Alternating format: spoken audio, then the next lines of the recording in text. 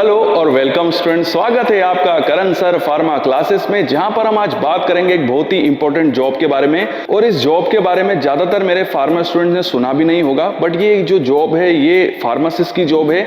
और थंबनेल से आप समझ गए होंगे कि फार्मासिस्ट इन क्रिटिकल केयर। जी हाँ, क्रिटिकल केयर का मतलब तो आप समझ गए होंगे, जहां पर पेशेंट काफी क्रिटिकल कंडीशंस में रहता है। और ये जॉब यानी ये जो फार्मासिस्ट की जो पोस्ट होती है ये देखी गई है काफी इंडिया के जो बड़े बड़े हॉस्पिटल्स हैं, जैसे प्राइवेट हॉस्पिटल्स हो गए या गवर्नमेंट हॉस्पिटल्स हो गए या मेडिकल कॉलेजेस हो गए, वहाँ पर ये डिपार्टमेंट्स होते हैं जहाँ पर क्रिटिकल पेशेंट्स को भर्ती कराया जाता है। और वहाँ पर भी एक फार्मासिस्ट तैनात होता है जिसे फार्मासिस्ट इन क्रिटिकल केयर कहते हैं। तो आज के इस वीडियो के अंदर मैं आपको यही बताऊंगा कि अगर आप इस जॉब में मतलब एज ए फार्मासिस्ट आप वर्क करना चाहते हैं क्रिटिकल केयर डिपार्टमेंट के अंदर, तो आपको वहाँ पर क्या क्या जॉब रिस्पॉन्सिबिलिटी होगी। और सबसे इंपॉर्टेंट चीज़ तो हम ये डिस्कस करेंगे कि ये फार्मासिस्ट कौन कौन से डिपार्टमेंट्स में तैनात होते हैं। और मैंने आपको बता ही दिया कि क्रिटिकल केयर है, तो यहाँ पर वही फार्मासिस्ट वर्क कर पाएंगे जो कि काफ़ी अच्छे हों, जिनका नॉलेज काफ़ी अच्छा हो और बहुत ही कम समय गवाए, क्योंकि ये एक ऐसे डिपार्टमेंट होते हैं जहाँ पर समय की बहुत कीमत होती है। तो यहाँ पर आपको बहुत ही सफाई से काम करना होगा,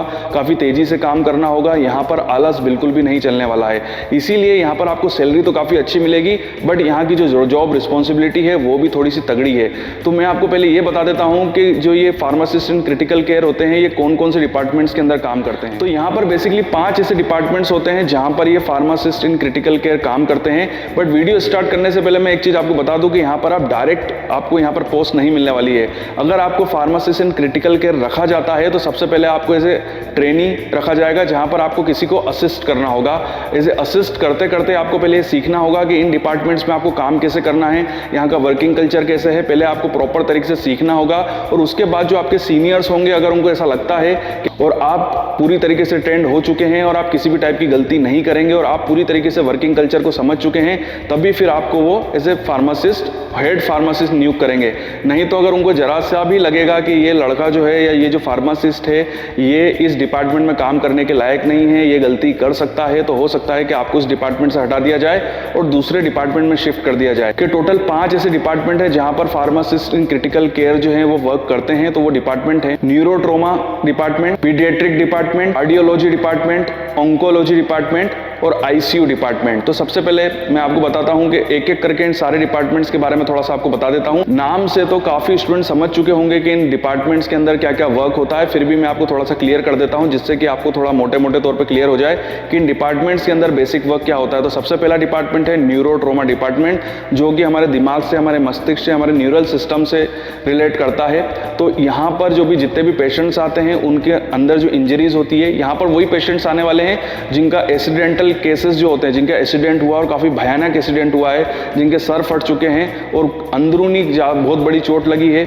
यहाँ पर मैं एक चीज़ बता दूं कि जैसे ही पेशेंट को भर्ती कराया जाता है सबसे पहले तो उनका एमआरआई कराया जाता है। एमआरआई स्कैन के थ्रू ये पता किया जाता है कि उनको अंदरूनी चोट कितनी लगी है। उसके बाद उनकी स्पाइनल कॉर्ड को चेक किया जाता है, क्योंकि स्पाइनल कॉर्ड पर तो किसी टाइप की प्रॉब्लम नहीं आई है। फिर भी मैं आपको कुछ मेजर इंजरीज इस डिपार्टमेंट की आपको बता देता हूँ, जैसे कि स्पाइनल इंजरी, जिसे हम अपना हिंदी में जिसको मेरू रज्जू कहते हैं, जो हमारी स्पाइनल सिस्टम है, यहाँ से रिलेटेड इंजरी वाले पेशेंट यहाँ पर भर्ती होते हैं। Traumatic brain injury, skull fracture, spinal column fracture, spinal cord injury, head trauma. तो ये वो सारी इंजरीज हैं और इसी इंजरी से रिलेटेड जितने भी पेशेंट होते हैं वो न्यूरोट्रोमा डिपार्टमेंट्स में भर्ती होते हैं। और आप समझ गए होंगे कि ज़्यादातर ये एक्सीडेंटल कंडीशंस ही होती है। तो यहाँ पर ये सारी चीज़ें जो होती है, जितने भी पेशेंट्स होते हैं काफ़ी क्रिटिकल होते हैं, इसीलिए इस डिपार्टमेंट को क्रिटिकल डिपार्टमेंट की श्रृंखला में ऐड किया गया है। और यहाँ पर क्रिटिकल केयर फार्मासिस्ट जो होते हैं वो वर्क करते हैं। अगला डिपार्टमेंट जो है वो पीडियाट्रिक डिपार्टमेंट है। पीडियाट्रिक डिपार्टमेंट के अंदर बच्चे, सीधी सी बात है, पीडियाट्रिक डिपार्टमेंट के अंदर बच्चे आते हैं और बच्चों का ट्रीटमेंट होता है। तो खासकर वो बच्चे जो कि इन्फेंट्स होते हैं,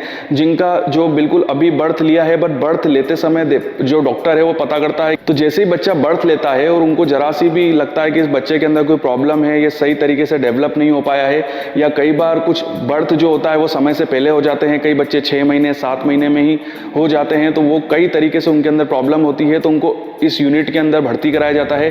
पीडियाट्रिक डिपार्टमेंट के अंदर भी एक प्रॉपर एक यूनिट होती है जहाँ पर इन बच्चों को चेक रखा जाता है, और ये भी एक क्रिटिकल डिपार्टमेंट के अंदर आता है। तो यहाँ पर भी क्रिटिकल केयर फार्मासिस्ट वर्क करते हैं, क्योंकि यहाँ भी काफ़ी कम टाइम होता है। कई बार ऐसा भी होता है कि बच्चा जन्म लेता है और उस छोटे से बच्चे की उनको जल्द से जल्द सर्जरी करनी पड़ती है, क्योंकि कई बार हार्ट के अंदर प्रॉब्लम होती है, लीवर के अंदर, किडनी के अंदर, तो डॉक्टर को तुरंत बिना समय गवाए उनकी सर्जरी करनी पड़ सकती है। तो यहाँ पर जो फार्मासिस्ट होगा उसको बहुत ही एक्यूरेसी से काम करना होता है, समय बिल्कुल भी नहीं गंवाना है और तुरंत एक्शन करना है। तो ये जो पीडियाट्रिक डिपार्टमेंट होता है, यहाँ पर बच्चों से रिलेटेड, इन्फेंट से रिलेटेड, इन्फेंट का मतलब तो ये हो गया जो 1 महीने 6 महीने से छोटे होते हैं, बाकी जो 3 से 5 साल के बच्चे होते हैं वो भी इसी डिपार्टमेंट में अपना ट्रीटमेंट करवाते हैं।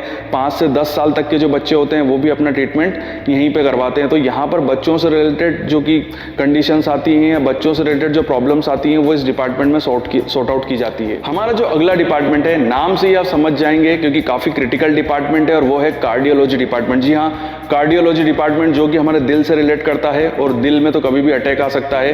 तो यहाँ पर तो क्रिटिकल कंडीशन हमेशा बनी हुई रहती है, इसीलिए इस डिपार्टमेंट में भी क्रिटिकल केयर फार्मासिस्ट की तैनाती होती है, और यहाँ पर क्रिटिकल फार्मासिस्ट जो होता है वो वर्क करता है। क्योंकि यहाँ पर जितने भी पेशेंट्स आते हैं उनकी तुरंत हमको सर्जरी करनी होती है, और वो ये जो सर्जरी होती है बेसिकली यहाँ पर जो 3 टाइप के सर्जरी या प्रोसेस की जाती है, मैं आपको बता दूँ कौन कौन सी होती है। एंजियोप्लास्टी, इंसर्टिंग ए पेसमेकर और हार्ट कैथेराइजेशन। तो ये वो 3 टाइप की जो है एक नॉर्मल सर्जरीज हैं हार्ट की, जो कि सबसे ज़्यादा इस डिपार्टमेंट के अंदर की जाती हैं, और ज़्यादातर पेशेंट्स जो होते हैं वो इन्हीं से रिलेट करते हैं।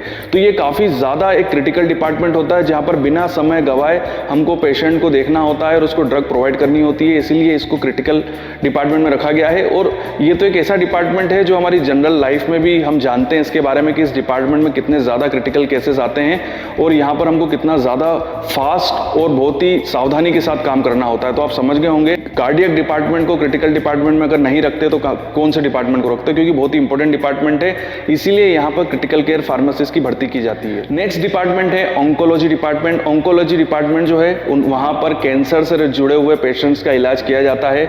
यहाँ पर कुछ मेजर जो वर्क होता है, जो प्रोसेस होती है, जो थेरेपीज होती है, मैं थोड़ा उनका नाम आपको बता देता हूँ। कीमोथेरेपी, इम्यूनोथेरेपी और टारगेटेड थेरेपी। तो यहाँ पर वही पेशेंट्स आते हैं जिनको कैंसर होता है या कैंसर की जिनको शिकायत होती है। अलग अलग स्टेज से रिलेटेड पेशेंट्स यहाँ पर भर्ती होते हैं जो कैंसर के अलग अलग स्टेज में होते हैं, और यहाँ पर भी काफ़ी लाइफ थ्रेटनिंग इनको डिजीज़ होती है। कैंसर आप जानते ही काफ़ी ज़्यादा खतरनाक रोग है, इसीलिए इस डिपार्टमेंट को क्रिटिकल डिपार्टमेंट की श्रृंखला में ऐड किया गया है, और यहाँ पर भी क्रिटिकल केयर फार्मासिस्ट की भर्ती होती है, क्योंकि यहाँ पर भी समय की काफ़ी ज़्यादा कीमत है और यहाँ पर भी हमको काफ़ी एक्यूरेसी से काम करना होता है, इसीलिए फार्मासिस्ट को बिना समय गवाए सावधानी के साथ यहाँ पर काम करना होता है। तो यहाँ पर हमने उन 4 डिपार्टमेंट्स के ऊपर बात करी जहाँ पर क्रिटिकल केयर फार्मासिस्ट जो है वो वर्क करते हैं, और आप समझ ही गए होंगे कि ये चारों के चारों डिपार्टमेंट जो है वो कितने ज़्यादा इंपॉर्टेंट डिपार्टमेंट है, और यहाँ पर समय की कितनी ज़्यादा कीमत हो सकती है, और यहाँ पर कितने क्रिटिकल पेशेंट्स होंगे जो यहाँ पर भर्ती होते हैं। क्योंकि सारे डिपार्टमेंट, खासकर जो मैंने चारों डिपार्टमेंट बताए हैं, यहाँ पर समय गंवाना मतलब इंसान की जान भी जा सकती है, इसीलिए यहाँ पर जितने भी फार्मासिस्ट वर्क करते हैं वो सभी क्रिटिकल केयर फार्मासिस्ट होते हैं जिनको बहुत ज़्यादा नॉलेज होना चाहिए और बहुत ही सावधानी और बिना समय गवाए उनको काम करना है। आखिरी जो डिपार्टमेंट बच जाता है वो होता है ICU department. ICU department, ICU का फुल फॉर्म होता है इंटेंसिव केयर यूनिट। जी हाँ, इंटेंसिव केयर यूनिट जो होता है वो आईसीयू का फुल फॉर्म होता है, और आप समझ ही गए होंगे आईसीयू के अंदर सारे सीरियस पेशेंट्स को भर्ती किया जाता है जिनको अभी अभी कोई सर्जरी हुई है या कोई मेजर सर्जरी से वो अभी निकले हैं, तो उनको आईसीयू के अंदर भर्ती किया जाता है, जहाँ पर उनको वॉच करना होता है कि वो उनकी ग्रोथ हो रही है कि नहीं हो रही है, उनको कोई प्रॉब्लम तो नहीं हो रही है, या कोई बड़ा एक्सीडेंट हो गया है और एक्सीडेंट के बाद अगर कोई ऑपरेशन हुआ है, ऑपरेशन के बाद फिर उनको आईसीयू में भर्ती कर दिया जाता है, या किसी को कार्डियक हार्ट से रिलेटेड कोई बड़ी सर्जरी हुई है, कोई प्रॉब्लम हुई है और उनको ट्रीटमेंट के बाद फिर उनको आईसीयू में भर्ती किया जाता है। तो ये वो डिपार्टमेंट होता है जहाँ पर पेशेंट का रख रखाव किया जाता है, उनकी ग्रोथ को चेक किया जाता है, और काफ़ी क्रिटिकल कंडीशंस में पेशेंट जो होते हैं वो यहाँ पर भर्ती होते हैं। और यहाँ पर फार्मासिस्ट का ये वर्क होता है कि अब जो भी वो पेशेंट जो है वो आईसीयू के अंदर भर्ती है, तो उसको जो भी दवाइयाँ लगेंगी, जो भी उसको सर्जिकल इक्विपमेंट्स लगेंगे, सर्जिकल पार्ट्स लगेंगे, जो भी उसको चीज़ें लगेंगी, वो सारी चीज़ें जो होती हैं वो यहाँ पर क्रिटिकल केयर फार्मासिस्ट जो होता है वो प्रोवाइड कराता है।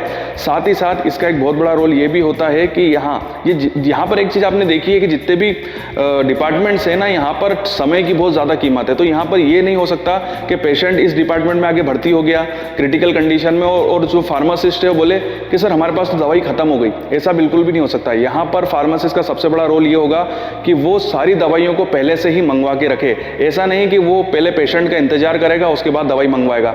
उसको कम से कम 10 पेशेंट का स्टॉक अपने पास रखना है कि अगर कभी ऐसा हो जाए कि 10 के 10 पेशेंट एक साथ डिपार्टमेंट में भर्ती हो जाएं तो उन सभी पेशेंट्स का ट्रीटमेंट सही समय में स्टार्ट हो जाए और उनकी हम जान बचा सकें। ऐसा नहीं केवल जरा सी ड्रग आपने रख रखी है और जैसे ही कोई पेशेंट की क्वांटिटी ज़्यादा हो गई, कुछ ज़्यादा पेशेंट डिपार्टमेंट में भर्ती हो गए और आप बोल दो सर हमारे पास तो ड्रग है नहीं, हमको अभी मंगवानी पड़ेगी, और आप जब तक ड्रग मंगवाओगे तब तक हो सकता है कि उस पेशेंट की जान चली जाए। तो ये क्रिटिकल केयर फार्मासिस्ट का एक बहुत बड़ा रोल ये है कि वो ड्रग्स की प्रॉपर तरीके से स्टोर करके रखे, वो पहले से ही पूरी प्रिपरेशन रखे कि हमको क्रिटिकल, मतलब यहाँ पर समय की, मैं आपको बार बार इस वीडियो के अंदर ये चीज़ बता रहा हूँ कि समय और सावधानी इस डिपार्टमेंट का एक बेसिक मंत्र है। तो यहाँ पर आपको समय बिल्कुल भी नहीं गंवाना है। जैसे ही पेशेंट भर्ती हुआ आपको पहले से ही, क्योंकि मैंने देखा है क्रिटिकल फार्मासिस्ट को वर्क करते हुए कि वो तो इतना तैयार करके रखते हैं कि पूरा का पूरा सेट बना के रखते हैं। बस जैसे ही पेशेंट भर्ती हुआ वो थैला निकाल के दे देते हैं कि इसके अंदर पहले जमा के रख रखी है, आप जल्दी से जल्दी ऑपरेशन थिएटर में जाइए और